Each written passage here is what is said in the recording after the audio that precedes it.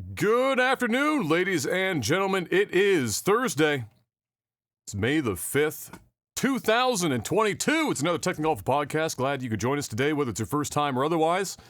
Talk about movies, games, television, incredible Picasso drawings done by Jeff's little boy, and everything in between. That's right. Clear a path. Front and center.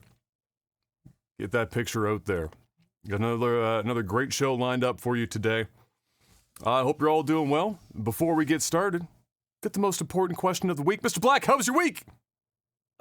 Week was... It was another week. I worked a lot this week. I was gonna say you got like your first honest to goodness longer than bone standard hours in. I saw the tweet. Yeah, so first week of that, I think for the year, just been feeling a little bit better. I had a rough day today, actually. My stomach's been kind of a mess today. But outside of that, that's pretty much it. That's been my week. We had our pool opened yesterday, but we're still filling it, and you got to put in chemicals, and it's still too cold. Let's not get ahead of ourselves now. Yeah, but we're supposed to have like 7 days of sun coming up. Whoa! Great. Seven full days. It's supposed to be like plus 18 for a couple of the days. Fuck, tell me it's not tomorrow. Yeah. Wait. Tomorrow is... Tell me tomorrow's still kind of cold. Yeah, 13 degrees. Okay, all right, because I still have to do one more trip to the attic in a Tyvek suit, and I don't want it to be 20 degrees outside. You should do it ASAP because it's going to start getting a little bit warmer over the next week. Bro, we had that one day that was above like 10 degrees or whatever this last week. It was like 15 or 16 degrees. And I poked my head into the attic for a hot second. And I say the term hot second quite literally because that shit was cooking in the attic. And I went, oh, fuck, we really need to get this work done up here. Otherwise, we're going to be losing water weight quick trying to work up top in this bitch. And that was part of my week this week, actually. We went up and I got the Tyvek suit on, which doesn't really fit me. It's more of like a suggestion than an actual suit. It's kind of like capri pants, and it only comes down to like 3/4 of my arm. But it gets the majority of me, and it's protects the head. And when you're up in an attic that's got blown-in insulation, you'll take whatever you can get. And so popped that bad boy on and went up to run the first of a couple of runs for the HVAC in the upstairs. It was the one over to the living room area, because it was just all we had the time for that day, was just to do the one run. So got up and ran that, and it was it was a cool day yesterday, so it wasn't terrible up there. I wasn't like dying or anything of heat, but if it hits like 20 degrees or 17 or 18 degrees for more than one day in a row, I will be in a world of pain in that attic, trying to run HVAC in that bitch. It would be a little less annoying if it wasn't for the fact that our roof is such a low pitch. So like it's basically you're in this tiny, cramped, fucking just swimming in insulation. There's nowhere to fucking go. I don't know if you saw it on Twitter. I posted yesterday. I did, yeah. One of the community members edited it. It looked like a fucking Mass Effect cover or some shit.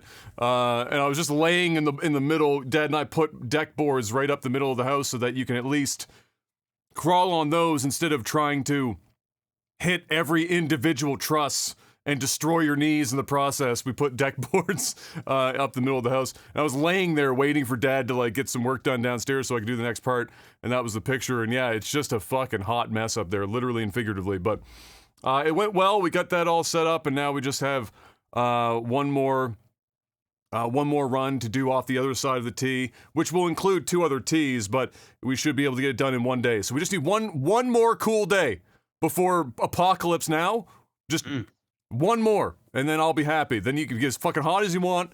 I'll give a shit. Tomorrow. Yes. Do it tomorrow. Yeah. Yes.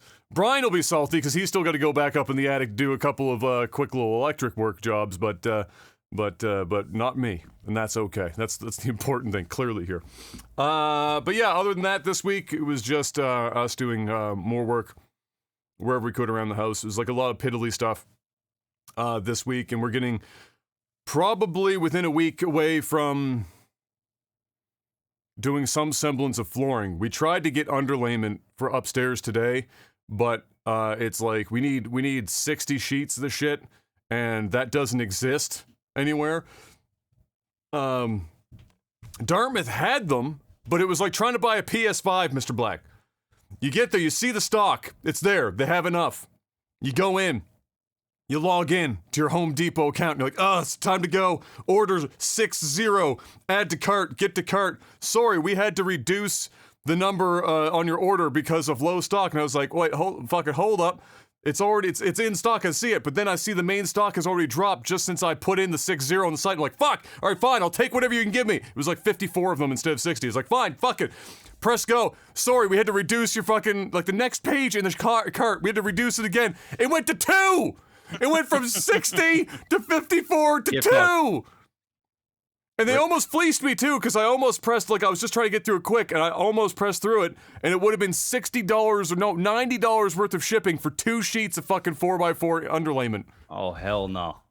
They almost got me. And I backed out, and I was like, fuck. So I gotta make some phone calls and see if we can, like, pre-order some underlayment in this crazy, wacky world. So anyway, that was my week. We got a couple of other vents and stuff run this week. Finished the... we went up on the roof to do the bathroom vent because we had to replace what was on the roof because it was rotted to fuck, and we needed to make a bigger vent, or put a bigger vent there anyway. So we got that done, just kind of continuing on, but you know, I'll keep saying we're a month away, and eventually I'll be right. I can't be wrong forever, Jeff. Eventually it is a month away. You'll get there. We don't know which month it is, but it's a month away. It's like saying it's at 5 o'clock somewhere in the world every time you drink like your 5th beer for the day. But we got some video game news to talk about this week, so let's jump right in. Mr. Black, Mr. Keeley has brought us dates for Summer Game Fest 2022. The first date given is June 9th at 2 p.m. Eastern Time. He says with more events coming later in June. But the main event, apparently, is June 9th, which is pretty standard. It's usually somewhere between the 9th and the 12th or 13th of the month, depending on how it falls for days. And so that was more or less to be expected. But for those of you who are really into Summer Games Fest, and you want to see every single solitary pore on Jeff Keighley's face, great news! They have a solution for you. IMAX has partnered with Game Fest to put the live Game Fest show into select IMAX theaters. I'm assuming mostly just in the continental US.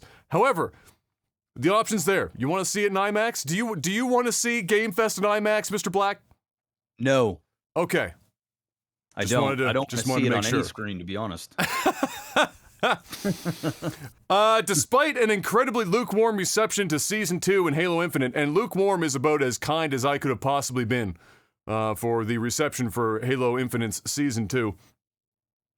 One of the more interesting things to come out of its announcement is that the Series S is getting a 120 Hz mode for Halo, which is actually kind of impressive. And I'm looking forward to seeing Digital Foundry look into how they achieved that with that little machine. So not the Series X, but the small guy, the Series S, getting 120 Hz mode in any game like Halo is kind of impressive for sure. So I want to see, like, what are they doing? Dropping that bitch to 720p? How the fuck are they getting 120 frames on that little machine? So I'm sure if they haven't already, Digital Foundry will have some sort of video content on that investigating, but certainly shows that the Series S has got a little bit more kick than some people might give it credit for.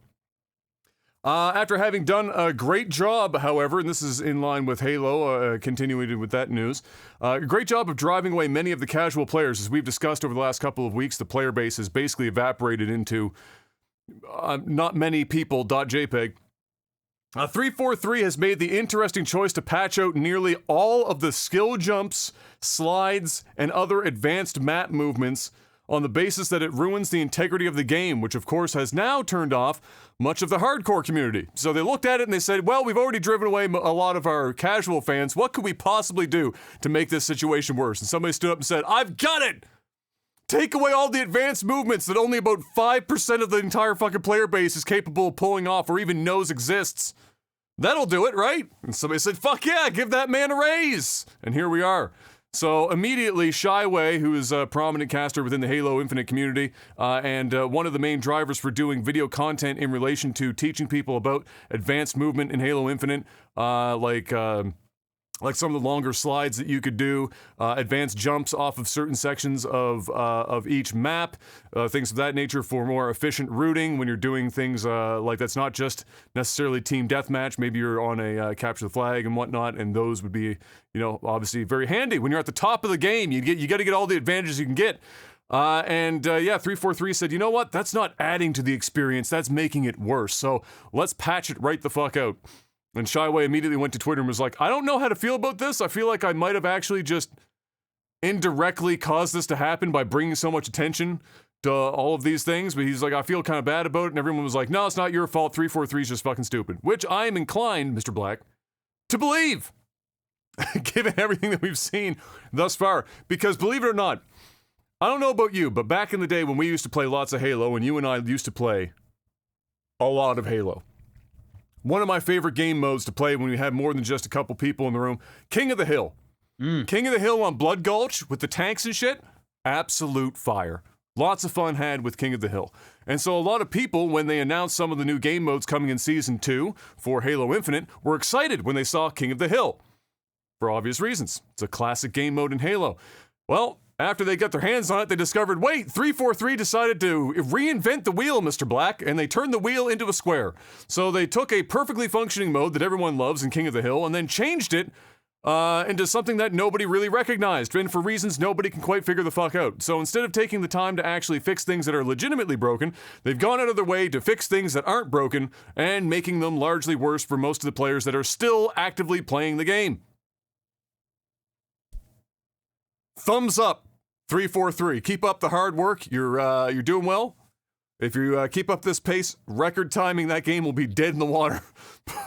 if by all accounts it's not already a little dead, it will be deader in the not too distant Super future. dead. Super Yeah, dead. super dead. Dire dead. It's like regular dead, but dire.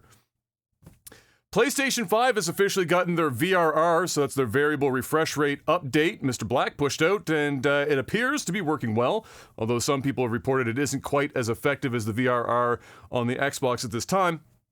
And even if that is the case, it's something that I'm sure can be resolved with future patches. This is just the first release of the VRR functionality on the console, so not anything to get too concerned about. But for now, it's a wonderful update that's been long overdue. The fact that it didn't more or less launch with VRR is shocking to me, but then when you see that Sony televisions didn't even have VRR on them for video game consoles, it seems that the entire division, whether the TV or video game side, didn't really have much interest in putting VRR on until everyone screamed at them, and so now here it is.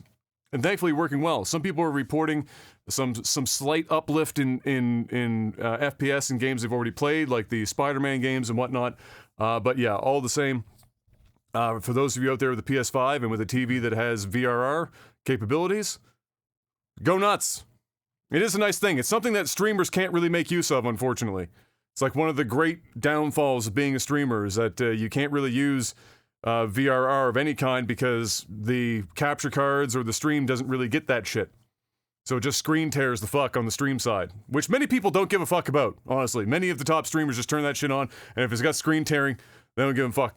But I'm a guy with 4.5 people watching me, and goddamn it, I am not going to have a single solitary tear on my stream, Mr. Black. It's impossible to have. I can't live with it, and so I don't use it.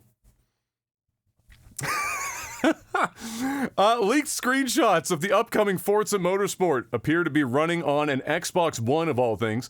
This would contradict the website, which still has it only being listed as a current-gen game. And this is just me personally, but I despite the logic behind launching this, next Forza Motorsport, so not Forza Horizon, but the mainline Forza, the thing that used to be the flagship before Horizon just wiped that off the face of the fucking map. Despite the logic behind doing so, because clearly you're giving yourself more chances to sell copies, right? Xbox One, even though it only sold like 5 consoles, is still more than just the Series X and S minus the 5 consoles with Xbox One. I get it from that perspective. But at the same time, they've had 2 games now in this series that have not been particularly hot, and I think they just need an all-out moment. Just balls to the fucking wall. A hard reset, if you will. And I think it's one of those things that you can only really do if you are committing entirely to current-gen platforms and not hamstringing your game whether it be visually or the physics that it can have based on the fact that you are trying to apply it to a console that's older than some of the players that might be playing the game that you were about to sell. And so we'll see how it all works out. It's possible that that's just a misread on some of these leaked images. However, it would track with many of the other games that we've been seeing, including Sony's Gran Turismo 7, which is also cross-platform or cross-generational.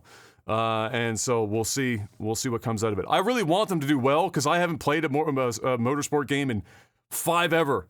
And for many reasons, but chiefly, honestly, it was a lot of the microtransactions. But it's just not been as good of an experience as it used to be. And they need something big. I want it, and I want it now. Mr. Black, give it to me now. Square Enix. Here you go. Something that you can talk about, Mr. Black. It won't just be me motor-mouthing for the entirety of this segment. Square Enix looks like it's streamlining the hell out of itself as it sold off many of its Western studios this week to Embracer Group for $300 million. So if that $300 million already sounds cheap, wait until you find out what $300 million bought the Embracer Group. So if you don't know already, the sale happened to include Crystal Dynamics, Eidos, and Square Enix Montreal, all 3 of those studios, and there's some 1,000 or 1,100 employees, for $300 million. That would bring intellectual properties like Tomb Raider, Deus Ex, and Thief, and a hell of a lot more to Embracer's already massive and growing library. However, I'll put this caveat in here. Like nearly all of Square Enix's stable of developers, these 3 have had small profit margins, despite producing relatively well-received games. I mean, if I say the new Tomb Raider games, Mr. Black, you would know they're pretty good games. It's not like they were bombs. Deus Ex, it's almost legendary now. The last one that came out, everyone's been waiting for another one. These aren't games that are necessarily looked down upon. With that being said, the profit margins are still very small. I mean, sub 5% in some cases for these groups. Square Enix as a whole, to give you an idea of just how they're doing, so the entirety of the publisher, their profit margin is 14%. 14%. That is the company that owns and operates Final Fantasy XIV, by the way, the second most popular MMORPG on the planet, with one of the largest player bases. And so I'm going to assume that 14% margin is almost exclusively carried by Final Fantasy XIV. I can't imagine how any of these other games could possibly be making so little money, despite selling millions of copies apiece. That's got to just be really shitty management, which I think is actually just Square Enix in general as of late, to be honest. Their management has been kind of ridiculous. Do you think, Mr. Black, do you see, now that you know that they've got a 14% profit margin and they're sold off most of their Western developers at this point in this deal for only $300 million, do you think that this is Square Enix preparing themselves to sell themselves off to another company by streamlining and getting rid of some of what they consider to be deadweight to make themselves more attractive for a buyer in this crazy time of everyone buying everything? I mean, I don't know. Or do you think it's just them trying to trim the fat in general? I think they're just trimming the fat. I don't see Square Enix selling. I mean, I could be wrong. I mean, they might have just sold off a lot of their stuff that is just really not profitable for them. And now they're just holding on to the stuff that makes some money. So like this deal gives them $300 million. And also their profit margins might now be 40% now that they got rid of the other stuff. Well, right? they were all breaking even, so their profit margin won't really go anywhere like dramatic. It wouldn't jump from 14 to 40. They might get to like from 14 to 18, which is better. I mean, it's better. It's the right direction. And if you have $300 million as well to reinvest and yes. I mean, 14%, like, that's rough. Yeah. I mean, I don't know. I mean, it depends. Like 14% could be a lot if we're talking like billions of dollars in revenue a year. Right. And you're getting 14% of that after everybody's paid, after, everything is done. Your margin is 14%. Okay, yeah, it's not like a grand slam, but I mean, it's not like you're making 14% of $100,000 a year. If it's in the hundreds of millions or billions of dollars, that's a decent pay, especially if the CEO is being paid, all employees are being paid, everything is being done. That might not be so bad, but I don't know. I don't think you're going to see Square Enix getting sold off. It doesn't make sense. Like, why wouldn't they just sell everything together instead of selling like a portion over one place and then shopping around for the other? I mean, I don't know.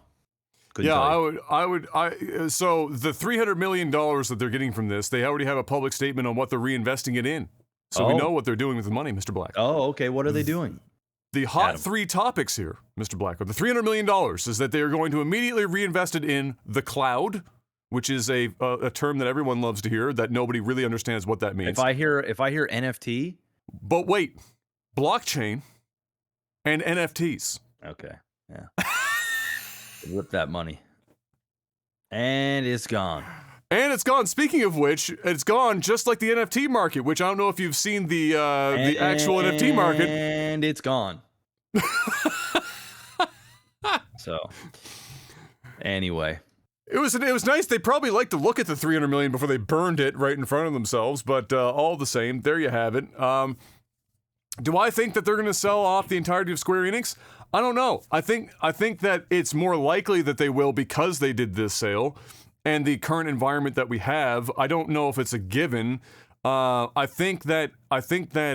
Yeah, but why would they sell? Like, because they're all really low. Well, I know what you mean. So like, I would say the reasoning, if I was looking at it, would be, okay, well, I either get Square Enix with just the stuff that makes the most money within the company right now, or I pick up Square Enix with three others that have 1,100 employees that are producing under 7%, sometimes 4% margins that I now have to deal with before moving on just to be able to acquire some IPs. Maybe it's just, I just care about, maybe people look at it and go, what do I care about Square Enix?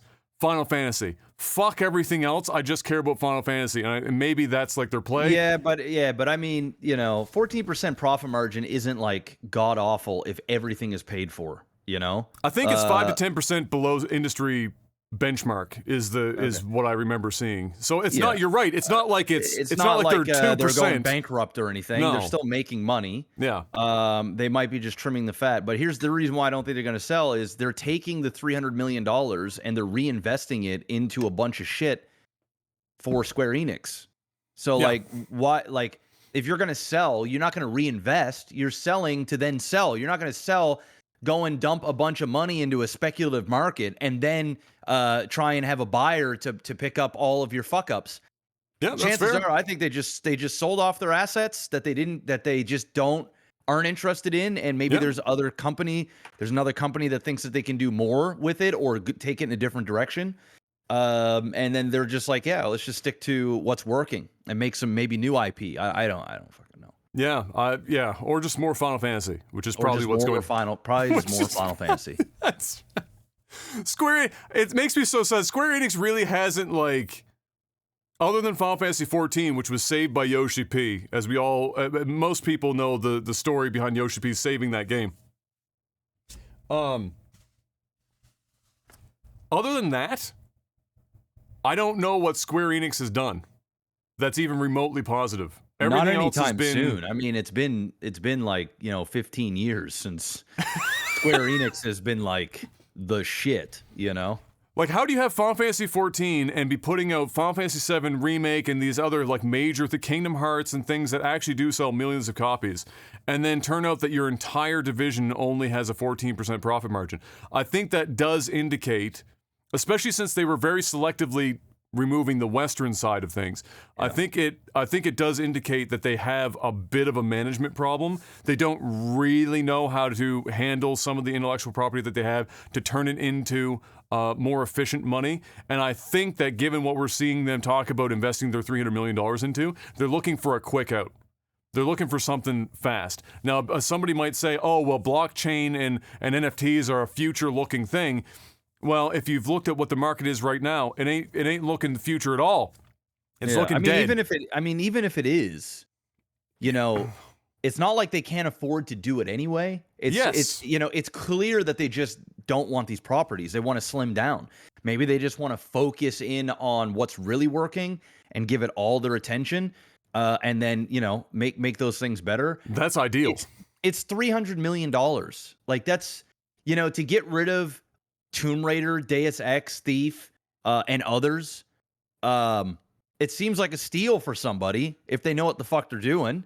So it almost seems like they gave a deal, and they just want to get rid of it. And they felt as though, hey, we can make $300 million now, or we can keep scraping the paint here, and maybe we'll make $300 million off these IPs over the next decade, if we're lucky, if everything works out. But it just seems like they have better plans for the money. And when I say better plans, NFTs and cloud. I'm surprised they didn't say the metaverse. Honestly, I'm surprised they didn't squeak that in there. They should have.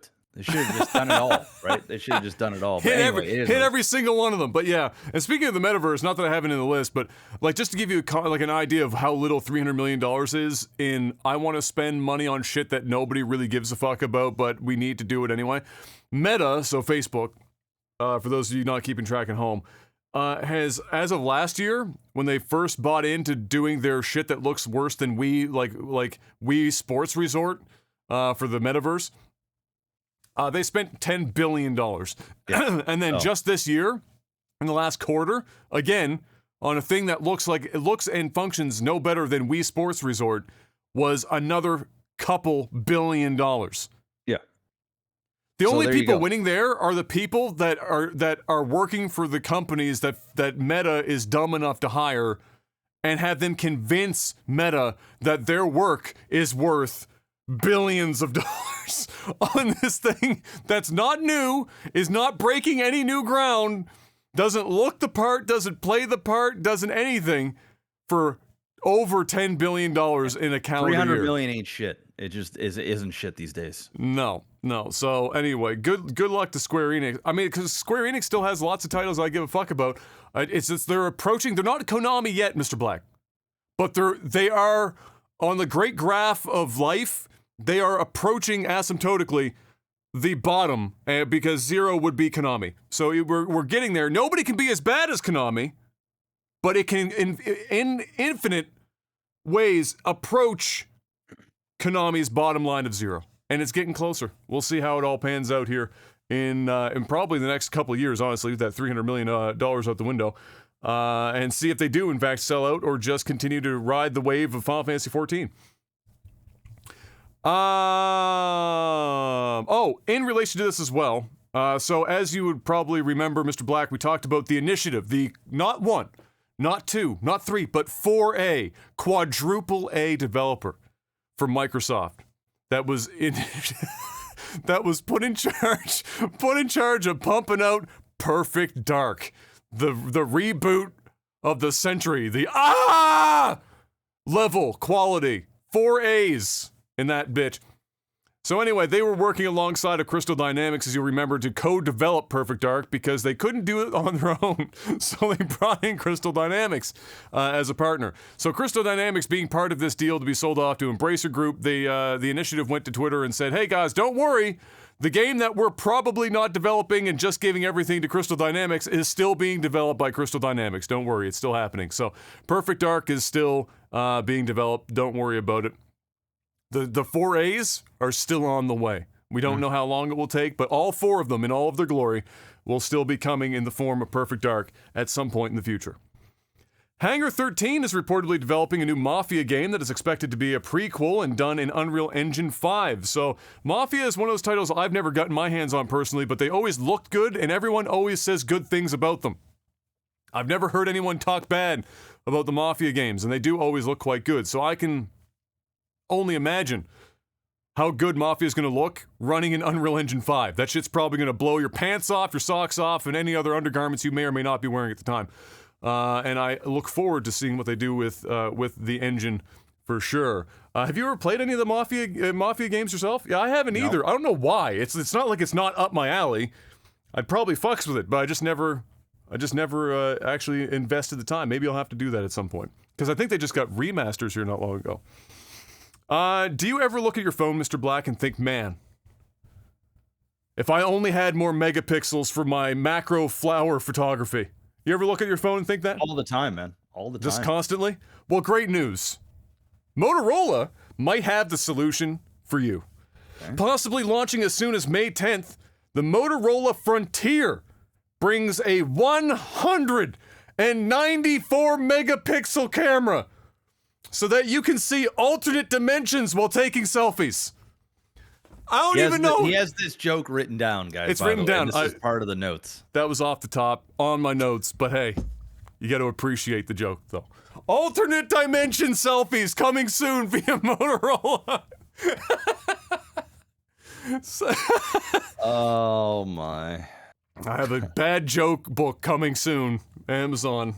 Look out for it. But yeah, it's 194 fucking megapixels. I don't know what you're supposed to do with that many megapixels. I don't know if people are taking pictures and wanting to print billboard ads.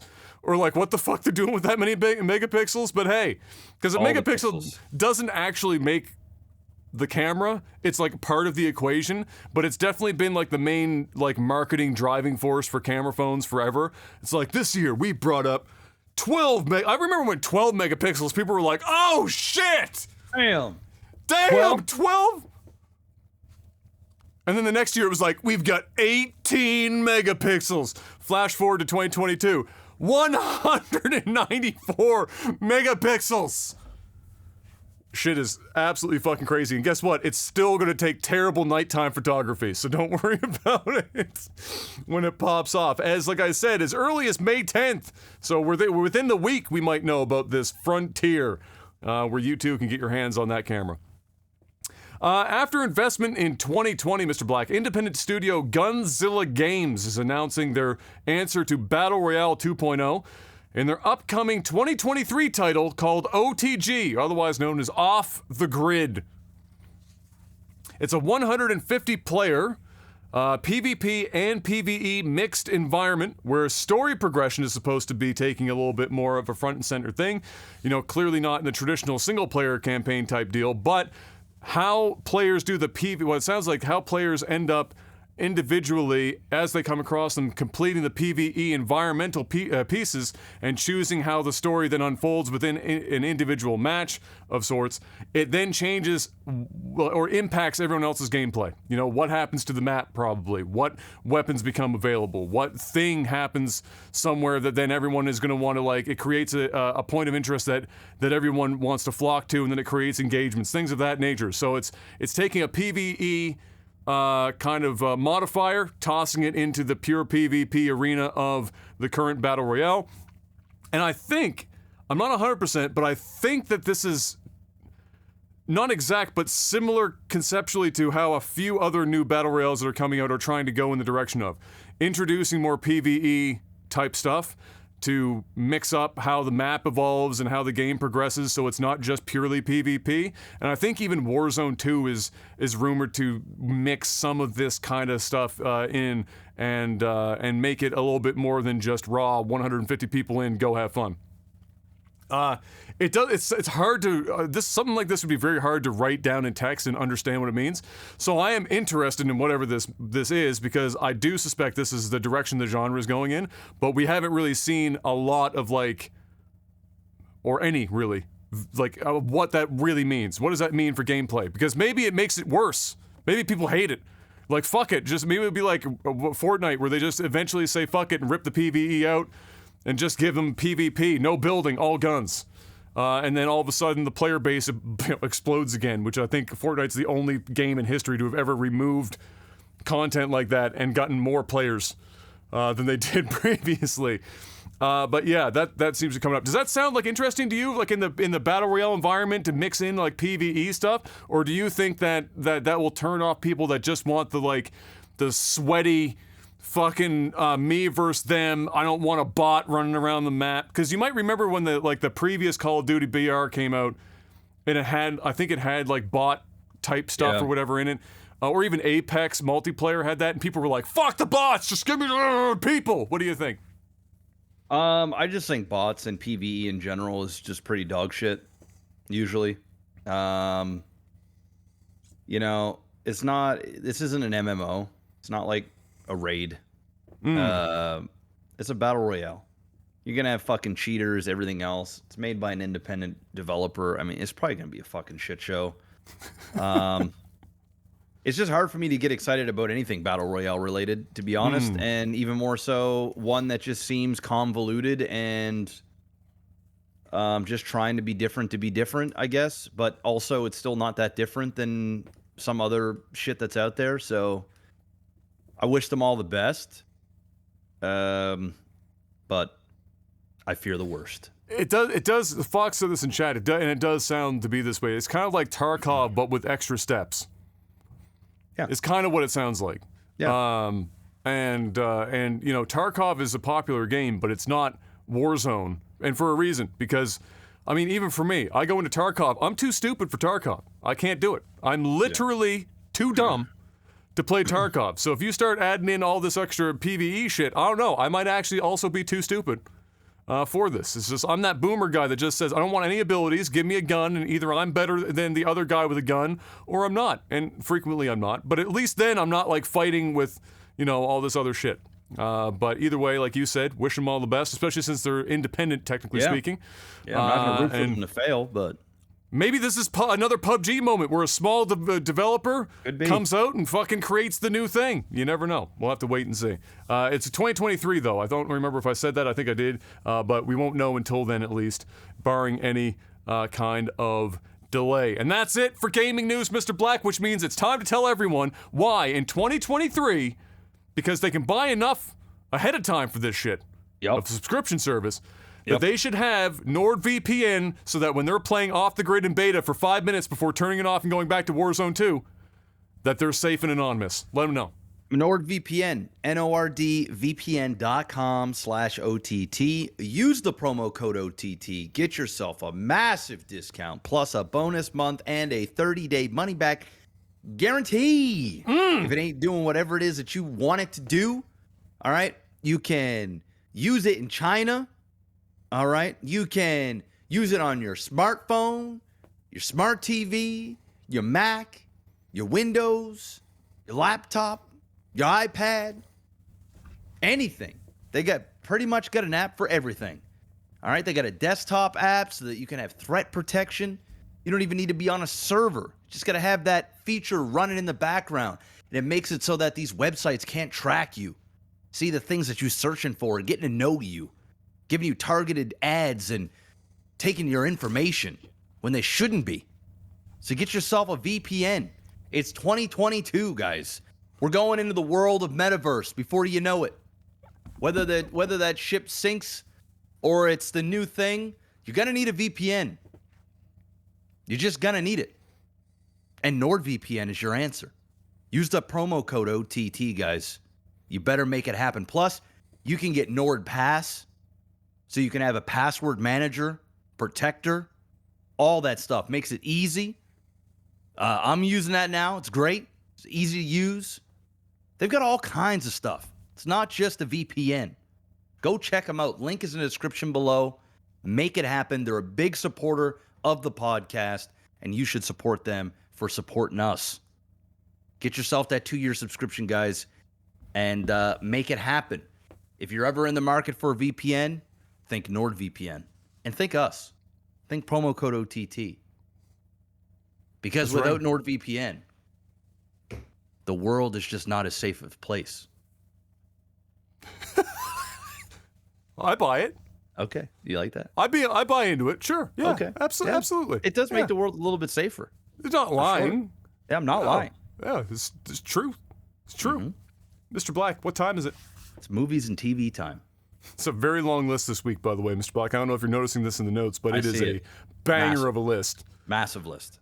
Adam Sandler has confirmed that he's getting back together with the directors from Uncut Gems for a new movie. I don't know what the movie is or whatever, but Uncut Gems, pretty fucking good movie. I enjoyed it. And so I will look forward to whatever the hell that is. Maybe this one won't make me feel as unimaginably anxious as the last like 30 minutes of the fucking Uncut Gems. That I've never experienced like an anxiety attack brought on by a fucking movie before, but holy shit, they nailed it. And so yeah, whatever that is, I look forward to seeing what they cook up. And also the Obi-Wan series for Disney Plus got its trailer this week. Watched that, and what did you think, Mr. Black? What did you think about that trailer? I mean, it was. I actually thought the poster was pretty fire. Pretty fire. Yeah. Poster's pretty dope. Music was good. I like Obi-Wan. I mean, how can you not like Obi-Wan, right? So how can you not like Ewan McGregor? Yeah, I mean, this is the best looking piece of Star Wars content that I've seen in years. Which isn't saying a lot. And I think it looks like Star Wars. Yeah, does that make sense? It looks like Star Wars. It looks like it had a high budget. It's only 6 episodes. Yeah, that's good. I think I'm okay with that. Yeah, I'm fine with that. No filler. I don't know if they're hour-long episodes or the 30 minutes. I couldn't tell you. But there's a but. I'm over Star Wars. So, I'm not. That's a hell of a caveat, Mr. Black. I'm not excited. I don't care if this never came out. I never saw it. I wouldn't feel like I missed out on anything. I'm still gonna watch it because I got Disney Plus, and you know I'm a nothing sucker else for. to watch. Yeah, there's really nothing else to watch on Disney Plus right now. So yeah, I'm gonna watch it, and I'll probably enjoy it more in The Mandalorian, and most certainly more in Boba Fett. Yeah. So yeah, it looks good. It looks good. I don't want to be the guy that bursts everybody's bubble because, you know, people are excited and I get it. It can look good, and you can also not be excited about it. I mean, they're not mutually exclusive things. Like, you don't have to like. Yeah. I don't know, man. I just want different. I just want different Star Wars. I personally can't get excited about seeing, you know, the little mechanical thing go into Darth Vader and then hear a call. It's like, how many times can we resell it's Darth Vader? Like, you know, it's just not exciting to me. It's just, I just want to see lightsaber battles and cool music, new characters. I don't give a shit about retellings and stories that we didn't get before because everything else they do now sucks. I'm over it. They're just continuing to use old characters, and I'm just nah. That's just where I'm at. That's where I'm at. I saw a Twitter post earlier today that made a point that I definitely agree with to some degree, and that was that part of what made Star Wars special was that you only got so much Star Wars in any given period of time, right? Star Wars was an event before. Like, it was like an actual science fiction cornerstone event every time a Star Wars property came out. And like the side stuff, like the extended universe novels and things, that was like up to you to go seek out if you're going to do your thing. But like when it came to the movies and the big screen or even some of the small screen stuff, it was an event whenever it happened. And then Disney bought Star Wars and yeeted that into the fucking sun in the first 6 months, where we've just been completely saturated with Star Wars as it's no longer an event. It's just part of the daily programming. They've turned it into Marvel. It's not as bad as Marvel, but it's getting there, and you know, it's just not as. It's just, I don't know. I think I agree. I think it looks really good. I love Obi-Wan as well. I love Ewan McGregor. I love I'm not as against the filling of the gaps between stories we've already been told, because it's, for me, it's a more efficient use of nostalgia than just literally rehashing shit. So like, you know how you can do nostalgia trips where they literally redo everything? Like episode 7, where they literally fucking redid basically the entire first movie. It's not that play to nostalgia. It's okay, there are characters here that you know, and you know stories surrounding what's happened, but you don't know this in-between section that we're going to explore now, and so it weaponizes that nostalgia, but it at least gives me something that's new in the sense that I've not seen what happened between point A and point B, which is kind of what this series does. I just don't like how I know how everything ends. You know? Yeah, you want to be able to go in and not know the ending. Exactly. Yeah. Exactly.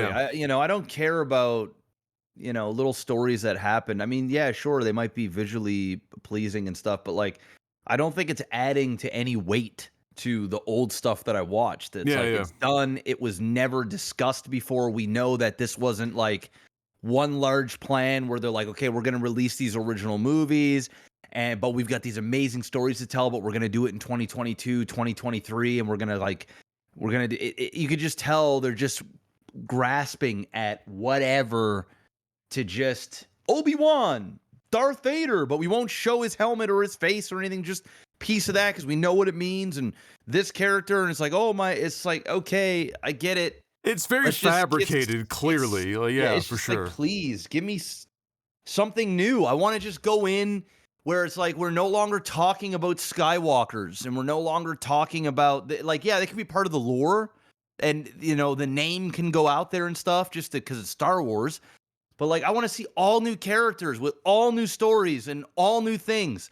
Star Wars is a massive, expansive universe, and why are we sitting in this small pocket for decades when the stories have been told and we know the endings? That's just where I'm at. And the worst part about it is, if the show does extremely well, then they'll do another Obi-Wan season, and another Obi-Wan season. And it's like, you guys just coming up with shit. It's just. Bring Lucas back, man? I miss George Lucas. Bring Lucas back. Do we think some of this is because Disney doesn't have any faith in the property beyond the nostalgia that the Skywalker saga brings? I just think they spent $4 billion on a franchise and they got to make their money. That's what I think. Do you think they've not made it back by now? No, I don't. How many did each of the individual? Well, I mean, that's totally not profit. Dude, I mean, the amount of it's just the movies and stuff. Like, where they're making money as well as the theme parks and merchandise, right? Yeah. That's where they're making their money, right? I doubt they've made all their $4 billion back. Maybe they have. Maybe. If so, like, it can't be like $1 billion, a lot of money in pure profit. That's a lot of money. Even, the movies did extremely well. But yeah, they made $1 billion at the box office, but it might have cost $250 million to make and another $250 million in advertisements. So it's a $500 million profit. That's $500 million right there, and then not including other costs and different shit. Yeah. So I mean, listen, they might have made money back by now, but I doubt it. Disney isn't doing well. I mean, their stock is plummeting because all the fucking political bullshit they've been doing. They're not doing good, man. Disney is not in a good spot right now. They're not. COVID fucked up their theme parks and everything else. Which is what made them tons of money. They were losing like I could be talking on my ass, but they were losing like $18 million a day or some crazy shit in the middle of COVID from their cruise ships and their Disneys and all this other stuff they didn't have going. They ain't doing as hot as the company's fine, but like it ain't printing money like it used to. I'm sure it'll turn around. I mean, it's Disney, but like they fucked up big time with all this political shit, and now they're losing all their massive tax break that the government was giving to them, because they just went full woke, and people are like, bruh, hell no. And so now they're losing hundreds of millions of dollars there. I mean, they're a mess. Disney Plus is getting fucked. Netflix is getting fucked on. I mean, it's a rough time. Which is just weird when you think about it, because it's almost like you'd think it'd be almost impossible to get themselves into that situation. Even with COVID, you'd think it would almost be impossible. But either way, they're there. It's a thing. And all that being said, I'm still watching the fuck out of that Obi-Wan series. Oh hell yeah, I'm still gonna watch- watch it. Watching the fuck out of that series. For sure. Any other movie and TV stuff that No, I haven't. We haven't really been. I haven't had much time to like watch much or do much over this there's last the week. Doctor Strange. How's that been getting reviewed? Do you know? Is that doing relatively well? Yeah, it's doing relatively well. I think most people that I've been seeing is a bit let down by it, just because Spider-Man was so big and we were expecting this movie to be huge. It's still going to be big, but I think their expectations were like through the roof, and I'm seeing a lot of people that are like, it was good, but I left disappointed or wanting more. I think it was Skill Up on Twitter. Skill Up, the game journalist and reviewer, who said for he said his spoiler-free review was, I'm a massive Marvel nerd and fan, and it was one of my least favorite Marvel films. But my friend that I went with hasn't really seen many Marvel films, and he thought it was one of the best movies he'd seen in ages. And so I don't know. Doctor Strange? Yeah, for Doctor Strange. Okay. That was their spoiler-free take, was like, and so what you can infer from that is maybe people who are a bit more invested in Marvel, it's going to be a bit more lackluster for them. But for people that are just there for the spectacle, or they're just seeing it, they're not really invested in the Marvel franchise for a movie I've been hearing the perspective. opposite. See, I've been hearing. You've been hearing the flip? Yeah, I've been hearing casual Marvel fans probably won't like this as much as the other stuff because it's so mind-blowing and there's so much, like, because of the multiverse and the madness part of it that happens, that, like, there's a lot of intricacies for the ones that really follow the comics, but yet it isn't true to the comics, but it's still kind of there. That's what I've been hearing, and so it's Sam Raimi, so maybe it hits like both sides. Maybe it hits like the extreme fan and the extreme like casual, and then the middle is getting lost a bit or something. I've seen, regardless what it is, outside of Skill Up's comments, I've seen mostly generally positive. It's got a 79% on Rotten Tomatoes, which is kind of low for a Marvel film. But that's for the critics. I don't know what the audience is saying, but yeah, we'll see. I'm gonna watch it. Yeah. I'll probably go to the theater at some point next week, and when the theaters die down and I'm not, surrounded by a theater hordes of people sitting next to everybody and shit. So I'll probably wait till next week, and then I'll like sneak out in an afternoon and go see it in IMAX. But yeah, I'm hearing that Everything Everywhere All at Once or something like that. I've been hearing that's one of the greatest movies, not just of the year, but ever made. Yeah, I'm hearing it's crazy good. It's crazy good. So I really want to go see that too. Everybody's telling me like, bro, you need to run out and see this movie. It's gonna blow your mind. It's crazy. So yeah, that's what I've been hearing too. And the other thing I heard this week, I guess, movies and TV that I forgot to put in was that there's cracks in the family, Mr. Black. There's a division in the family. It's like Thanksgiving dinner and you're waiting for who's going to bring up politics before it all falls the fuck apart. Well, guess what? Apparently, it is one Mr. Vin Diesel that might be driving, ironically, the wedge of family into the production of Fast 10, as the director said, you know what? This ain't worth it.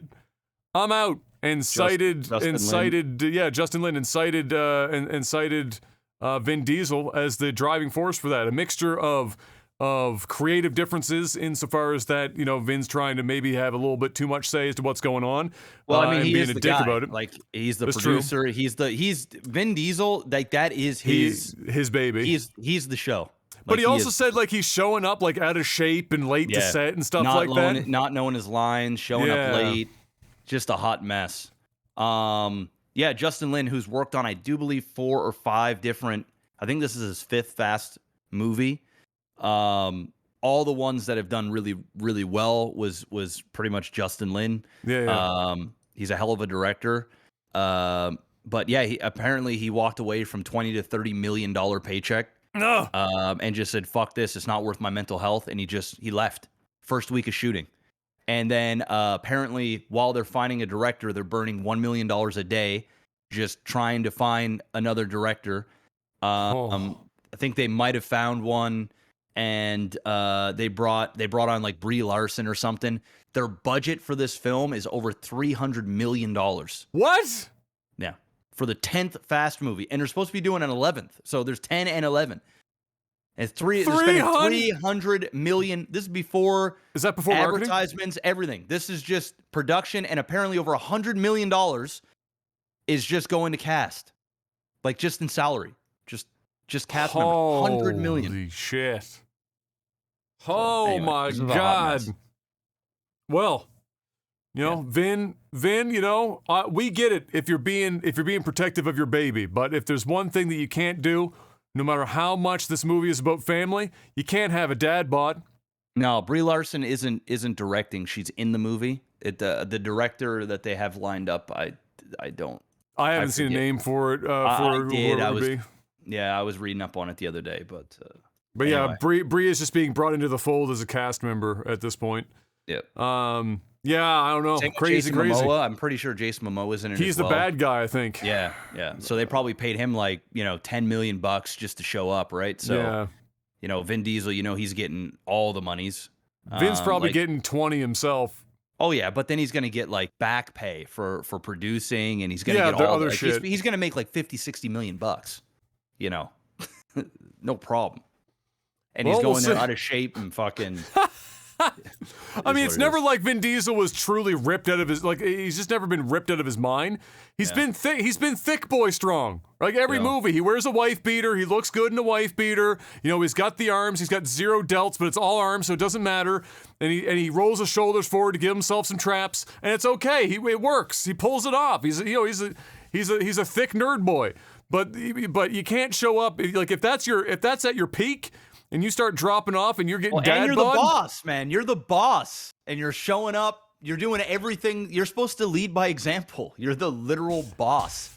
You're the head of the family. Yeah, and I mean, if Justin Lin can't call you out on your shit, and you're not changing, he's saying fuck this, I'm out. Because you gotta imagine how bad it is when somebody looks at a $20 or $30 million check and goes, nah, that ain't I'm good. Yeah. I mean, you already have. He already has like fuck you money, but still, I mean, $20-30 million. No matter how much money you have, if somebody says, "Do you want $30 million?" you probably say, "How high?" Yeah. Yeah. How many dicks do I got to suck for 20? Are we talking like 5, $6? 6? Yeah. Line them up. 6,000? Let me do the math real quick. Yes.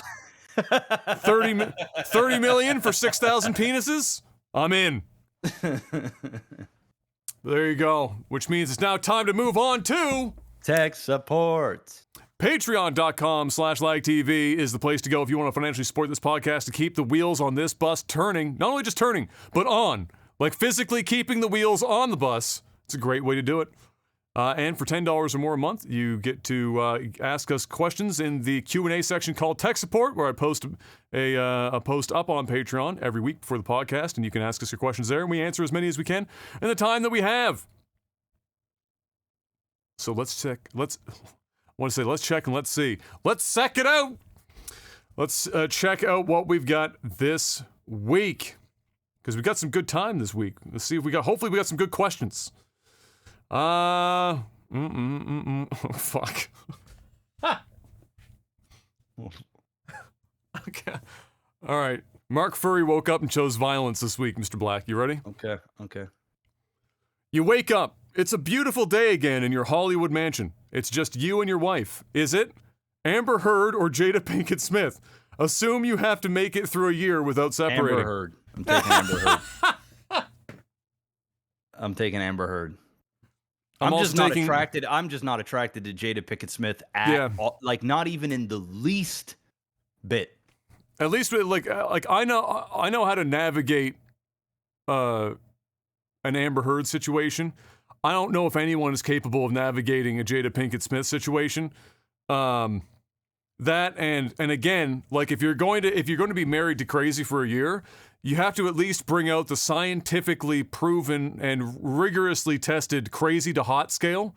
Yeah. And on the crazy to hot scale, Amber Heard is in like a different she wins every time. every time. Like And I compared to think- Jada Pinkett, she's in a different category altogether in that regard. And I think just 1 year, like maybe you get the best year with Amber Heard, you know, before she goes full blown crazy. Like, you she know, might because give you a year. usually- Yeah, I mean, at the very least, the first 6 months are probably going to be great.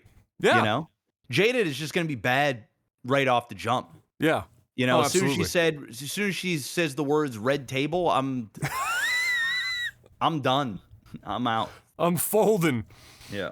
8, 9, 10. You're choosing the protagonist for a new movie where Ryan Reynolds is the villain. Who would you choose as the hero, and what would the genre of the movie be? Well, if Ryan Reynolds is the bad guy, it's clearly a comedy, and I can't possibly see him doing a serious villain. He could. I'm not saying he couldn't. He probably could, but I couldn't personally. If I'm putting him in as a villain role, it's got to be somewhat humorous. Who would the hero and what would the genre of the movie be? Oh, I already know who the hero is. okay, Hero has got to be Hugh Jackman, okay, all right, and Ryan Reynolds has got to be the villain, okay, right? But I Okay. think secretively, mm-hmm. they're both heroes and they're both villains. Oh, they're both You know what I'm saying? anti-heroes. They're both anti-heroes. So they're both people that have done some bad shit because it's justifiable in their eyes, but they also are doing it for good at the same time. It's almost like which I haven't seen yet, which I probably should, like Peacemaker. You know, Oh, yeah. Peacemaker is like a character that is clearly bad, but he's also good. And I think that they could play. Now, what movie? It would have to be a comedy for sure. It can't be the serious. It'd have to be a comedy. It would almost have to be something similar to like a 21 Jump Street or something. You know, like You're like going that in a kind of very vibe. you're going in a very similar direction that I am. But go on. It'd have to be something along those lines where it's like the movie isn't a full blown joke, but it's got enough serious and enough heart, but it's clearly an action comedy dramedy at the same time. All right. I'm going to say that I want I'm going to take a little slightly different route here. Instead of making a wholly new franchise here, I'm going to call for a sequel where he is the bad guy in the sequel. And that's going to be The Other Guys, starring Mark Wahlberg and Will Ferrell, where Ryan Reynolds is the ultimate bad guy, and it's the other guys taking down Ryan Reynolds. I'd watch the fuck out of that movie. I'd watch it.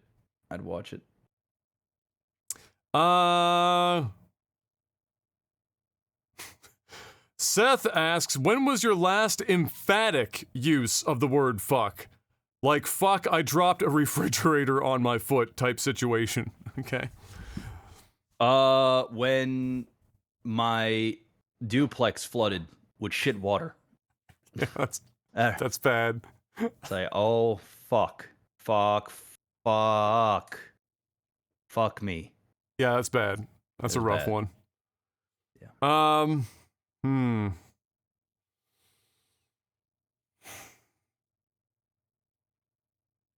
Man.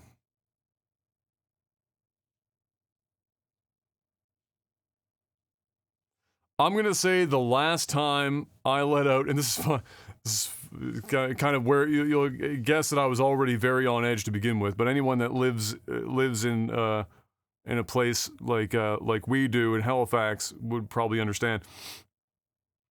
Was driving, picked up M from work, was driving home, and it was raining that morning, and it was still early enough in the year that the sun wasn't really out, so it was still quite dark, and you can't tell what's a pothole and what's a puddle. And if you can see that it's a pothole, you have no idea how deep it is. And Rip. sometimes you just can't, you literally can't see them. Like, it just looks like pavement when it's dark and it's water filled. And I hit one, and it was like a fucking car eater. And it was one of those where it absolutely bottoms out the shock on that side of the car. The tire makes a horrible fucking sound. it like audibly is a super loud interior of the car, and you know that it fucked something. The alignment is out on that tire now. Something is completely fucked. And I was already like overtired and stressed with the house and shit. And I was mid-sentence. I was talking to him about, so we were talking about how our day was going at work. I was mid-sentence and I stopped mid-sentence to scream, fuck. And then I went on a monologue about how useless our fucking province is when it comes to fixing roads. I was so angry. I cuss out every time, man. I cuss out every time.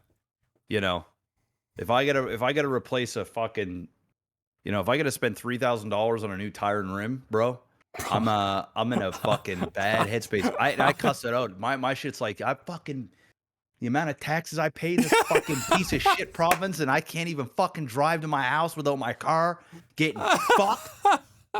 And they want more, dude. I go on. Oh, dude, I did. And Em was just sitting there listening to all of it. She was like, "Are you okay?" I was like, "No, I'm not." And neither is the car.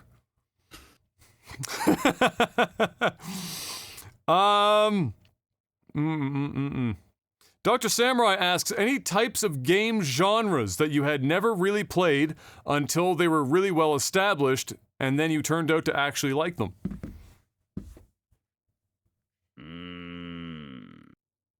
I'm gonna say, I'm gonna say one of two things. Card games. So Hearthstone took me by surprise. I was a card collector. I was never a fan of actually playing the games. Hearthstone was the game that converted me on that all those years ago. So that's definitely one. And the other one would be the 4X strategy games and the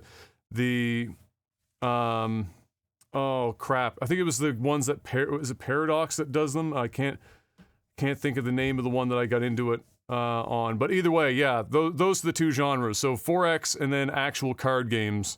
I think are the two genres off the top of my head that I ended up actually enjoying after waiting for them to become a little bit more of an established thing. Mine's pretty easy. Mine would be puzzle games. So something like Myst, those types of things. I never played when I was younger. I got onto the train really late, and then I had an experience, and I was like, wow, I actually really enjoy this stuff. So, yeah, I'm going to go puzzle. Fresh to Death Batman asks, do you have a favorite joke? Favorite joke? I don't know if I have like a favorite joke where it's like it's a told joke per se. But like my favorite comedy bits that I can just think of that just like pop into my mind would be on Whose Line Is It Anyway, when they're doing a news anchor segment and Colin Mockery always has like some monologue that is a joke and it ends in a like a pun, like there's a punchline to it. Like he's got a million of them, like the knick-knack paddywhack and shit. There's a bunch of them that are amazing if you look them up on YouTube. And then I would say, other than that, since I just mentioned the movie like not long ago, one of the few things in like, you know, like one of the few things, period, that ever got me to laugh out loud uncontrollably at a theater, no matter how many comedies I saw in the theater, was The Other Guys and the aim for the bushes scene. It fucking still kills me. Like, Em and I just watched the movie like 2 weeks ago, and I was already in tears before they even fucking jumped off the building. It's just the dumbest. It's so dumb. It's one of those things that make no sense. You know, on top of a building, aim for the bushes. Yes, they jump. The camera cuts to the fucking view of them falling. There isn't a bush for fucking 5 miles in any direction. And in the background, you just softly hear, "There goes my hero." And it's like this 7 seconds of just free fall, nothing. And then you think the camera's gonna cut away, and it doesn't. You just see their bodies fucking splat on the ground. And I went to the theater with my cousin Ben, and we were howling. We probably pissed off everyone in that room. So like that fucking gets me every time. But yeah, but it was like a one-liner joke. I can't think of anything off the top of my head. Yeah, I can't think of anything off the top of my head. I mean, I'm a big fan of Eddie Murphy. You know, the old Raw, Delirious specials. Eddie Murphy in a Michael Jackson red suit. Yeah, it's one of my favorite stand-up comedy routines. It's just classic. Oh yeah, the same movie. If I were a lion and you were a tuna, that back and forth between fucking Mark Wahlberg. I will say one of my favorite comedies though of all time that has so many funny stuff is Step Brothers. Step Brothers. I absolutely love Step Brothers so much. Like this shit is just the older Dude, I get, like Will Ferrell has the gets. sauce, bro. Yeah. Yeah. Like his movies for me, they're either dog shit movies or they're hilarious. It's no in between. Sometimes I think it's because he commits, right? Yeah, I mean, even that Euro movie. Oh, Euro Trip or whatever the fuck. No, like the Eurovision or whatever it was. Where Eurovision. Like, even that was funny. You know, like I wasn't expecting it to be as funny as it was, and it's just so dumb. But it's like it's just. And funny. What was the name of the stupid song that the guy kept screaming at them to fucking do every single time? It was like that one. I forget. That ding dong or some other like fucking like it's a recurring joke the entire film, and it's so stupid, but it was funny as shit.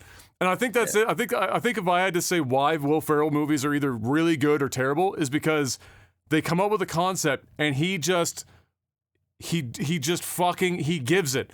And so he doesn't care. It's either going to work or it's going to fail, but he doesn't hold back. He just commits to the bit it's every single time. It's kind of like all of his movies are one big SNL skit, and sometimes SNL skits, they're just bad and they're just not funny.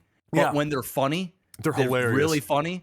And it just feel like he'll take a funny SNL concept and just turn it into a full movie, and it's either hilarious or it's bad. And it's not like... Usually the movies that are bad, they're just bad. Like there's not really anything funny about them at any point in the movie. They're just bad.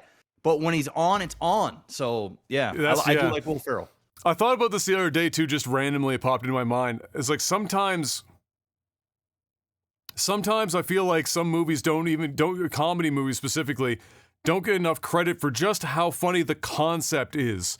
Like Anchorman as a concept is fucking hilarious. The concept that like back in the day, a bunch of news channel, like local news TV channels were fighting amongst each other as if like conceptually they were gangbangers.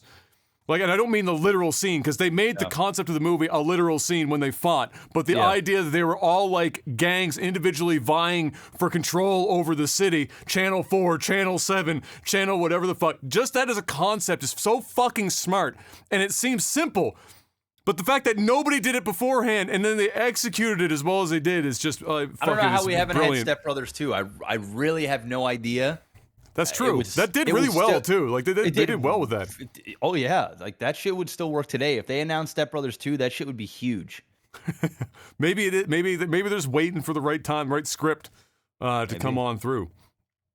Alexa asks, "What's your favorite fruit and why?" Grapefruits cut by my mom were my fave when I was a teenager. I don't know why, but fruits cut by your mom are better than any other fruits. Facts. Yeah, it's like any food. If it's prepared by somebody else, it usually tastes better. I'm gonna go. I think raspberry is probably my favorite. My favorite fruit to eat. I love raspberries. We always have them in the house, and I'll just grab a handful of them and eat them. So what you're saying is that 20% of your grocery bill is dedicated to buying raspberries. Oh, bro, we stopped. We stopped giving. You know what? Here it is, man. I'm just gonna go. Because raspberries for like 5 of them in a plastic bin, it's like $78. Dude, no joke, no fucking joke. Our grocery bills for 3 people in this house is absurd. Is bordering. I would say it's about $1,600 a month. Is what we pay for 3 people. I'm not joking, and that's not including any takeout or anything. How much gelato are you over here? Are you over here, eating? I have one philosophy.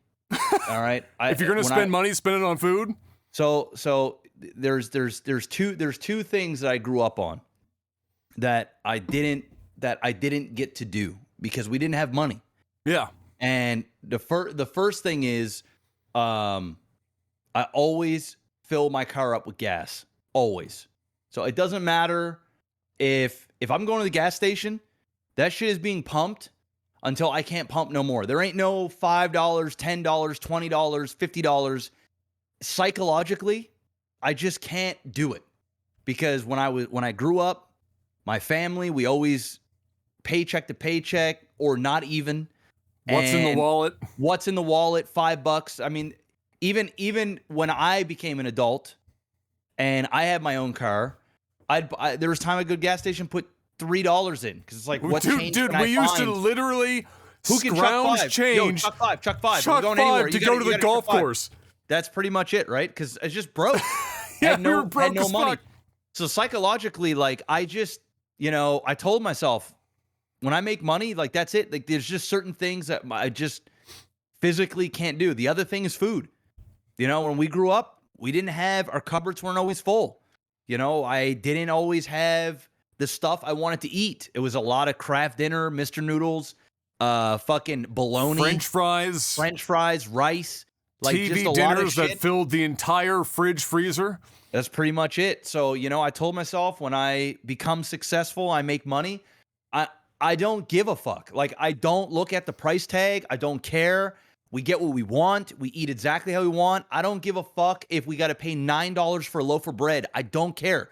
I just get what I want. I buy Fruit Loops, not Fruity Loops. I don't, like, physically just cannot. It's just one thing that I told myself that's it. I don't, like, to me, it's whatever. So yeah, raspberries, always got them. Yep. They're fucking expensive as shit for a little tiny carton like that. It's like $6-7 for a little tiny, I could eat the whole thing in one sitting. No problem. Just like, as and still be hungry. So yeah, I mean, that's one thing we just don't skimp on, and I just never will. So yeah, raspberries is where it's at. Raspberries and blackberries are my thing. I eat them every morning. They're not cheap, but it is what it is. Yeah, I would say it's like far as my favorite fruit goes. Man.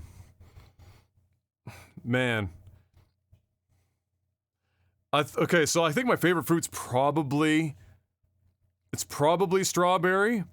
But the problem is that getting a good strawberry is like winning the lottery. Mm-hmm. Most of them are like, most of the strawberries that we get year round or most of the year because of the off season. The on season of strawberries here is like a month and a half. And that's when you can get local strawberries.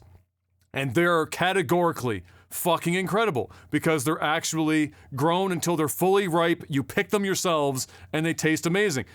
Also, they're not the size of a small compact car.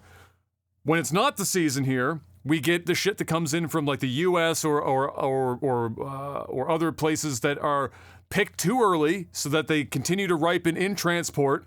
They are crossbred with mastodon DNA to be the size of an apple, and you cut them and there's a hole inside big enough to fit a small child with almost no flavor and just the worst texture in the world. Yeah. That is not a pleasurable experience, but if you get strawberries in season, that's probably my favorite. Not a bad choice. Not a bad choice. The ones that I eat the most are bone stock apples and bananas. I almost every single day have one banana and one apple, like clockwork, almost every single day. Because they're the easiest to eat, they're the easiest to get your hands on, they make good snack foods, and a really bad apple is hard to find. Like you gotta buy the wrong variety first of all, and then you've got to buy the wrong bag. Otherwise, you're gonna have you know what you're getting when you buy a bag of apples. Bananas, it's hard to fuck up a bag of apples, man. It's hard to fuck it up. You'd have to go outside and tell a deer to piss on the apple and then eat it. Yeah, some bad shit. Now, mind you, it's still, once again, when we get apple season here, if you go pick your own, they taste 1,000 times better because, again, they're on the tree all the way up until they're ripe versus being picked early for transport and for storage for like months on fucking end, and then you buy a bag at the grocery store that was picked 5 months ago, and it's not the same experience. But all the same, yeah, those are the ones I eat the most. And when it comes to like food bills, I was the same. And I don't know. We'll see what because stuff's gotten so expensive now. But when I moved out on my own, the one thing that I'd never skimped on was my grocery bill. It wasn't that I was going out buying filet mignon or anything, but when I went to the grocery store and I said to myself, I want boneless, skinless chicken breast, and it's $37 for like 7 of them. It's $37. I'm buying the boneless, skinless chicken breast because I want it.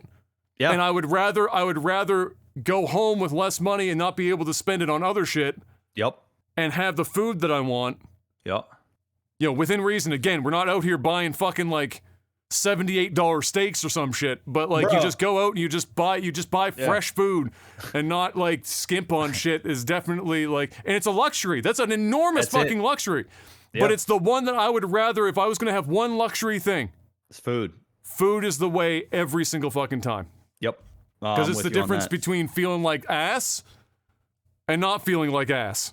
Yeah, is good. Is good food. There's also just something for me psychologically, and it's probably just the way I was brought up, but like there's just something about having to worry about what you're eating because of money. It just doesn't.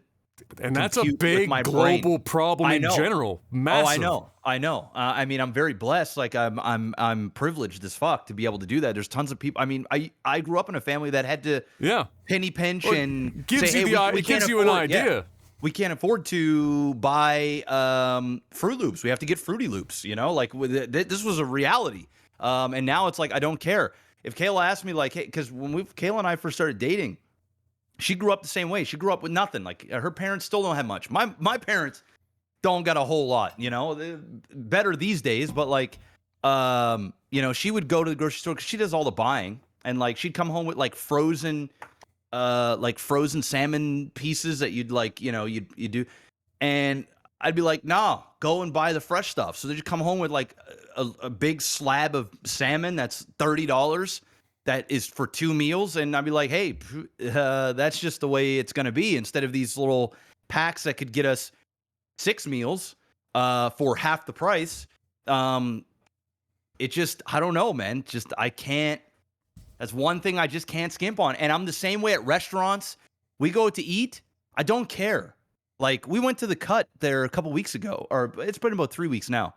It was a $700 bill for 2 of us, right? All right, we have slightly different lines on the eating out part, but I appreciate the thought for sure. But like, you know, we got steak, and each steak was $200, right? Like per steak. And we don't do this all the time. So guys, don't think like we're going to spend $700. You know, this is like a really nice dinner that we go out to once a year, and that's that. But like, even Kayla, she's like, is it okay if I get this? I'm like, get whatever you want. I don't work this hard for us to worry about the price tag of a meal. If I couldn't afford to be here, we wouldn't be in here. You know what I'm saying? Just we'd order be at what the you Steak want. and Stein. It doesn't, to me, it's food is just one of those luxuries I just will not skimp on. Yano says you're ultra rich, but you can only buy either a yacht or a private jet. Which one do you go for? I'm going jet all fucking day. Give me the leg room. Give me the ability to like not have to wait in line with everyone else and do all the shit. Fuck that. Private jet all day, every day. Oh yeah, that's not even a dude. I hate the thought of owning a boat. I don't even really like being on boats. You know, like I got a couple of friends that, you know, they got little, you know, 12-footers, and one person's got like sailboats. one person I know has got like a 48-footer, like a legit straight up sailboat. Yeah. And it's super nice and luxurious, and I went on it, and it's like, wow, this is great. A lot of upkeep, bro. Bruh, the upkeep is insane. Yeah. It's insane. Just to park the thing all year round at a spot is ridiculous money. It seems like a big ass headache.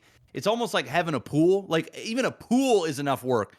Can't imagine having a boat. Fuck that. And imagine a yacht.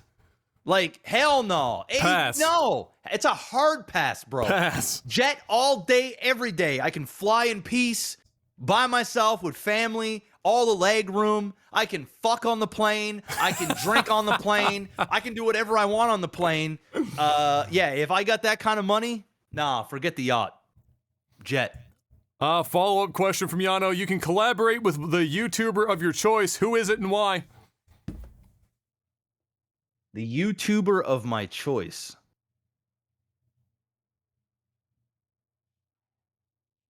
I don't follow like a hell of a lot of YouTubers. Yeah. I do. I mean, I watch YouTube every day, but it's a lot of stuff that is, you know, it's Wouldn't be in MMA your related, wheelhouse, or you know, Yeah, the easy one is Mr. Beast because it's like that's the easiest out of all of them because it's Mr. Beast, and you're going to make a lot of money doing whatever collab you do with Mr. Beast. But Yeah. honestly, here's a random one.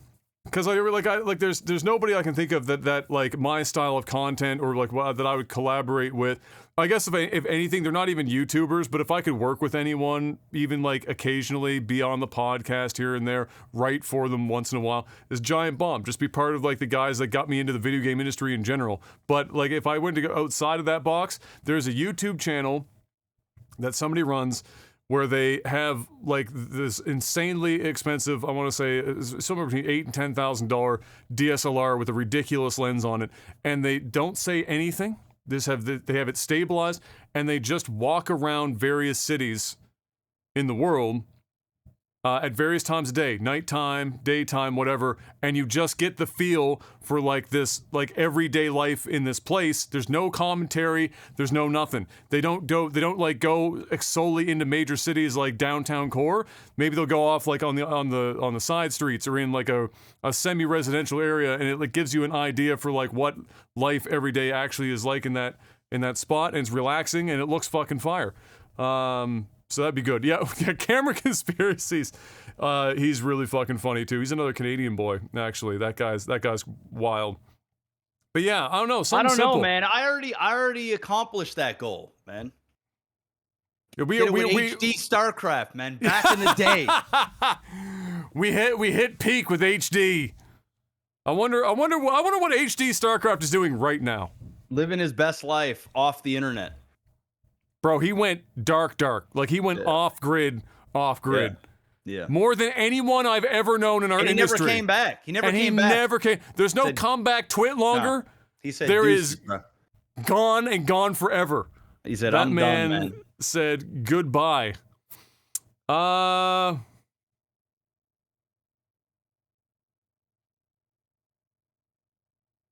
Oh, Danish Devil. How much is a good neighbor worth? Any neighbor stories to share, like good or bad, I guess. You know, a good neighbor is fucking priceless to me. First of all, it is because you have yes, you have your space inside, but you don't spend all of your time inside, and you spend time outside, and you're going to invariably interact with everyone that shares the space around you, unless you're in like Saskatchewan and the houses are 5 kilometers between each other, then your neighbor doesn't mean fucking anything. But for like anyone else in a suburbia situation or anywhere where the houses are remotely close, it is the difference between enjoying where you live and not enjoying where you live. Like, it could be a massive difference. Because if your neighbor's an asshole and you have to like, you were sharing a space, that's terrible. But if you go outside and you can like wave and say hi and like everyone knows each other's name and you're like fucking, you know what's going on in each other's lives, and you're not friends in the sense that you're not spending time together, but you're like at a distance. Like that's perfect. That's the dream. And it's a major factor as to whether or not you enjoy where you live, at least for me. Yeah, I'm the same way. I actually hang out with my neighbors. My neighbors were over the house 2 days ago. Especially if they're like in a similar age group or at least sort of close. We're the youngest. Yeah, you would be, I'm sure, by probably 8 to 10 years. Yeah, 8 to 10 years. I think most of our neighbors are in their early 40s to early 50s. Yeah. Doesn't mean they're not cool and hip and stuff. I mean, once you're past age, 30, yeah, exactly. Once you're at my age, it doesn't matter anymore. You know, I got friends that are 55 years old. Yeah, exactly. You know what I'm saying? Yeah. Like, and I, you know, I treat them the same way as I treat my 30-year-old friends. You know,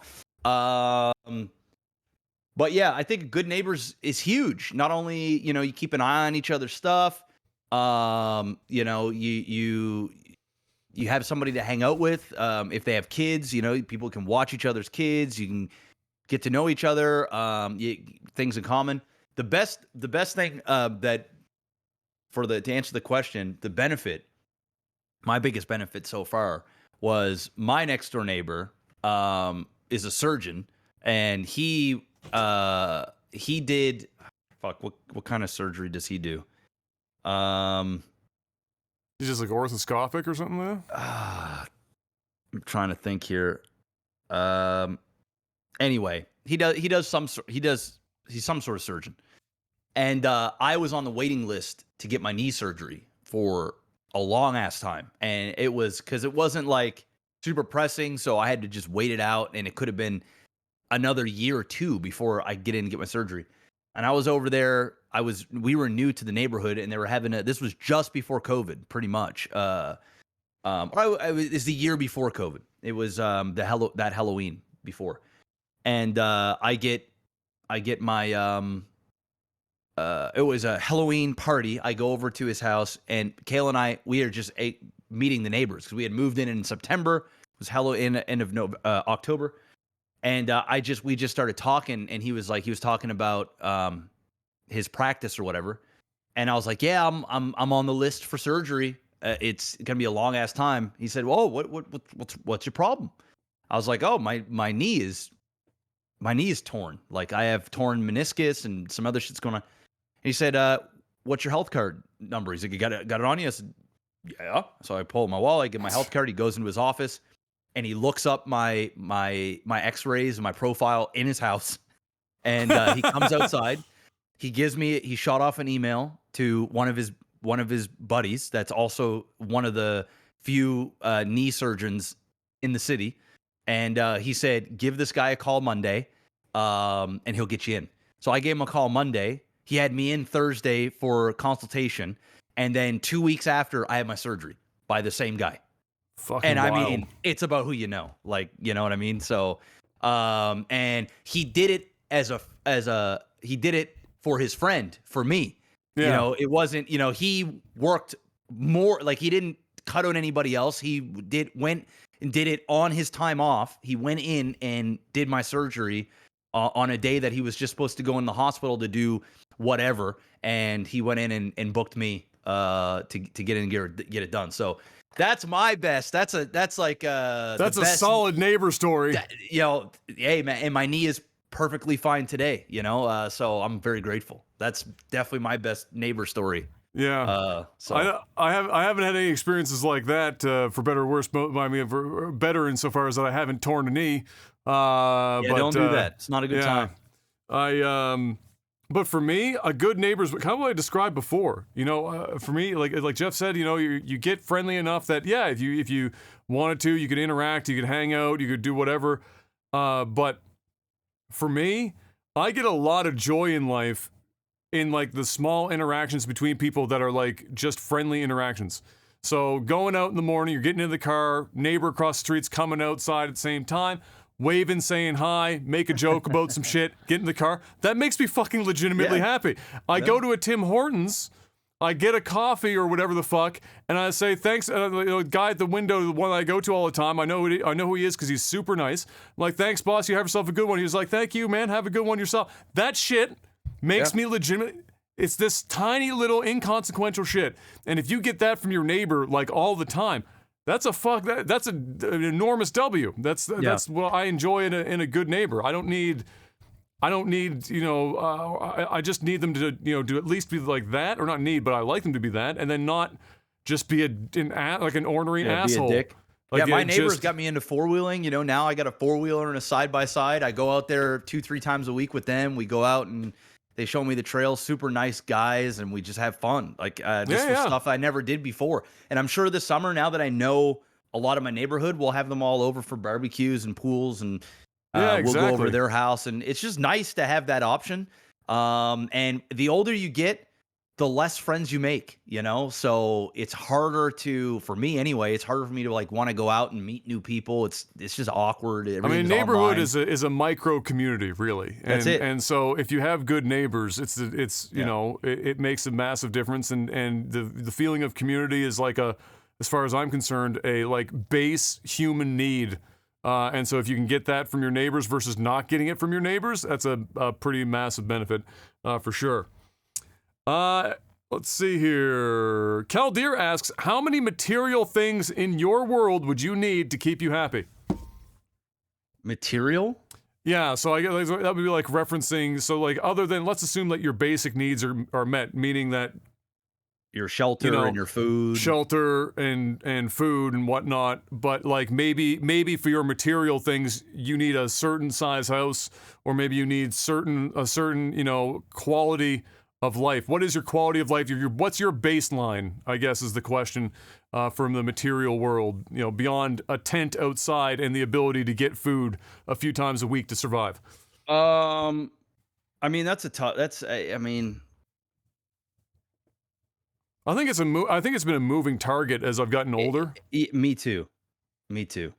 So like when I was younger, I probably would have been like way more lofty about shit, and then as I've gotten older, I've actually like looked at things and been like, you know, what do, you know, it's not that I'm gonna just deprive myself of shit, but what is it that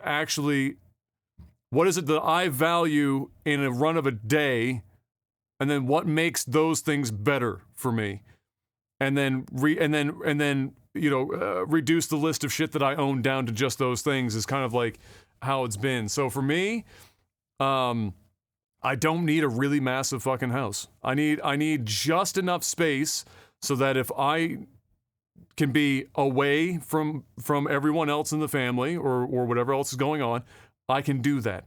That doesn't need a 7,500 or 8,000 square foot fucking mansion to be able to get far enough away from people. It just means having my own space, and it doesn't have to be huge. It just needs to be my own space. So big enough for that. Big enough to have family over and enjoy ourselves. Yeah. When it comes to a vehicle, honest to God, do I fit in it comfortably when I'm driving?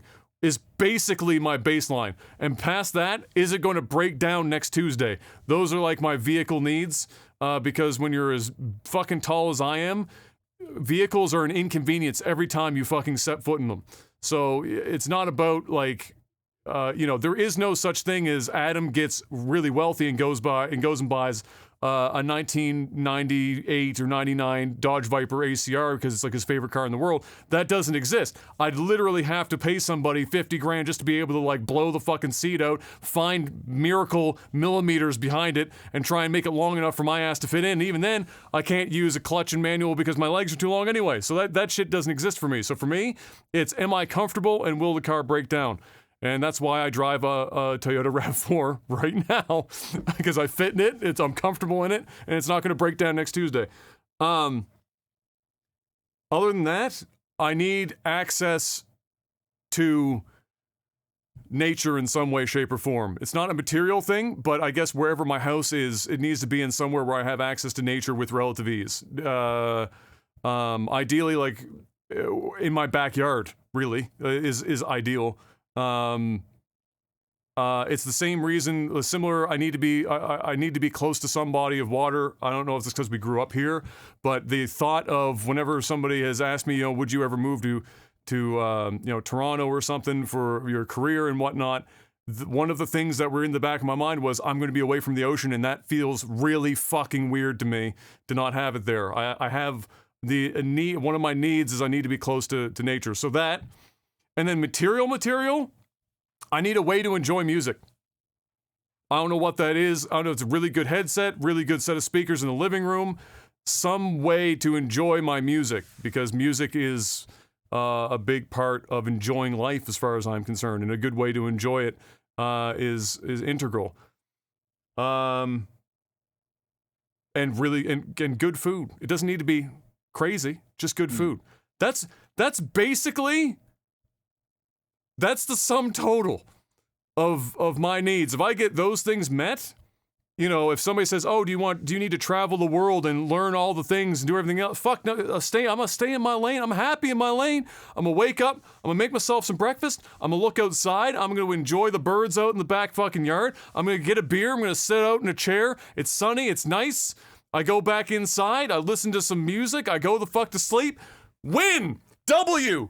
Capital. W. Oh, I need to go buy groceries. I'm gonna get in a car I'm mildly comfortable in and don't have trouble putting groceries in the back of it. Win. That's it. My life is fucking complete. Right there. I can take care of my family without having them all be cramped up, and I can have them over for dinner once in a while. Amazing. That's it. That's just, like, beyond that, and I start to get anxious about having to chase shit. But when I stop and think about it for 5 seconds, It's like, yeah, I can go do that, but am I really going to be happier when I get to like the other side and attain that shit? Or is it going to be like some retail therapy where I'm just going out and buying some shit because I want it and I think it's going to make me feel, and maybe it does for like 3 days, and then I just don't give a fuck anymore. Like that's where I'm at in my life now. But in my early 20s, it was like, juice me up, motherfucker! I want sports cars and fucking private jets and fucking like all the shit I can get my hands on. I want a 5,000 square foot home because I'm 6'6" and I need all the space I can get my hands on. Give me all this shit. And now I'm 33, going on 34. I'm like, fuck all that. Go in the opposite direction. Give me as little as humanly possible to make my life simple, because that's when your brain finally just gets to, you get to like shut off all the noise, focus on what's important, fuck all the rest of the shit. So that's all I need for material shit. For me, I don't need any this is gonna sound weird. I don't need any crazy materialistic stuff. My biggest thing that I need is I need to know that my family's taken care of, and they have everything that they need. So if I have a roof over my head, a car to drive, I'm pretty good. As long as family's healthy and taken care of, I honestly, like, if you were to ask me that same question before my son was born, it'd be a totally different answer, but it just puts things into perspective. Now, with that being said, would I truly be happy? Probably not, because I'm a guy that is, I'm ambitious. And I don't chase things. I don't need to keep up with the Joneses. I don't fall into that category. Although I have done slight flexes in my own personal life, to probably appease people that don't really care. But I can honestly say I haven't done that often, like very few times where, I might have kind of gone a little overboard just to kind of show people that I can. Most certainly I'm not like that anymore. But I will say, like, for me, I just in order for me to be happy with myself, there are things that I need, but as long as my family's taken care of, I can put aside my own self wants. I can be miserable as long as I know that other people, that, my son, my wife, that they're okay. I'll take that burden every day of the week. It doesn't matter what it is. Maybe it's probably not a healthy way to think, but that's just how I am. But if I truly want to be happy, yeah, I want to have a car that I can get into and be proud about. I want to go to a home that I can be proud to go into. Because at the end of the day, even if I had a car that got me from point A to point B, or I had a house and I put a roof over my family's head, I'm happy that I'm providing. But am I truly happy with said house or said car or said thing that does it for me personally? Doesn't mean I need to drive doesn't need to mean I need to drive a $100,000 vehicle by any means. It could be like Adam, where I'm driving a nice RAV4 or something that is, a nice family friendly, safe vehicle that you don't have to worry about. I'd be happy with that. I truly would be. But yeah, there's not a lot of materialistic things that I think I would need. Obviously having a nice computer would make me happy. Is it a necessity? It is for my job, but to make me whole, I don't think so. But yeah, that's a tough, deep question to answer, because my answer is very conflicting. Because on one end, I do want the nice things, but I don't need the nice things. I don't chase after those things anymore. Like, I don't have any financial or materialistic goals anymore. I have everything I need. So it's hard for me to answer a question that I already have those things. I have the house, I have the cars or the gadgets and the bullshit, that people don't really need. And does it make me happy? Yeah, it does to a degree. But like what Adam said, a lot of that stuff goes away over time. You know, you got to be happy with yourself before any of that stuff matters. Because if not, it's just shit that'll make you happy for a day, a week, maybe a month. It's like going on a beautiful vacation, but if you're not in the right headspace, you can't enjoy your vacation. You can't enjoy what you're consuming. Even the small things like going to a movie theater and watching a movie. Like, I enjoy doing that stuff, but if I'm in a bad headspace, I can't even focus on the movie. So like, what's the point? You know, why have a nice car if you can't really enjoy the vehicle?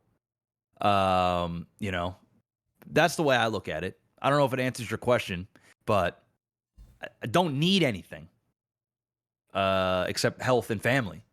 But I do like having some of the things that I have because I work for them. Last question is going to come in from Datbeard. I don't know if Jeff ever watched this though, so maybe it won't play. What was the name of that? I think I talked about it on the podcast before, but the question is, why, Bob? Let me give you context to this if you haven't seen. So it was one of the Netflix documentaries on a murderer, and this murderer was very well respected in the community that they were in. They never had any signs of really being the guy that was going to go out starting to fucking murder some people, and it very, very, very charismatic. So manipulated a lot of people. He was in kind of a not big city town as well, so people are a little bit more trusting, a little bit more naive. And the why Bob? So Bob is one of the people that was interviewed in the show. He's much older gentleman now. Back then, so this guy, the murderer or whatever, was actually playing this guy, Bob's wife, and Bob simultaneously to basically for blackmail. So he was already sleeping with Bob's wife, and then he just goes to the store that Bob works at one day. It's a casual Tuesday, literally a casual Tuesday. And he's like, "Hey, Bob." He's like, "Oh, hey, how you doing?" Oh, kidnapper, sorry, not murder, kidnapper. "Oh, hey, Bob, how you doing?" "Oh, yeah, pretty good. Yeah, you know what? You want to go for a quick drive?" "Let's go for a drive. I'm having kind of a bad day. You want to go? Let's go for a drive." And Bob's like, "Yeah, okay." And so Bob gets in the car and they go for a drive. And they just drive out in the middle of fucking nowhere, and the guy pulls the car over. And he starts, they start having, they're just talking, just normal shit, whatever the fuck, what's life at home like and whatnot. And Bob's talking about how things are a little rocky with the wife, which, the guy would know about because he's fucking her. And things are a little all over the place, whatever. And then the guy, no lead up, no segue, no nothing. It's just like, he said, "You know what, personally, a little sexually frustrated, to be honest with you." And Bob's like, "Oh, why is that?" He's like, "I don't know, I'm just like sexually frustrated." And long story short, he says, "Hey, Bob." Not in these exact words, because, "Hey, Bob, you want to suck this dick real quick?" No gun to Bob's head. No, this is a married man. And for whatever reason, Bob's like, internally goes, "Yeah, fuck it, I'll suck this dick." What is it? Where do you get this? What is this from? And then they just go back and life just continues on. And then eventually Bob and his wife have to reconcile that she's been banging this dude and he sucked this dude's dick.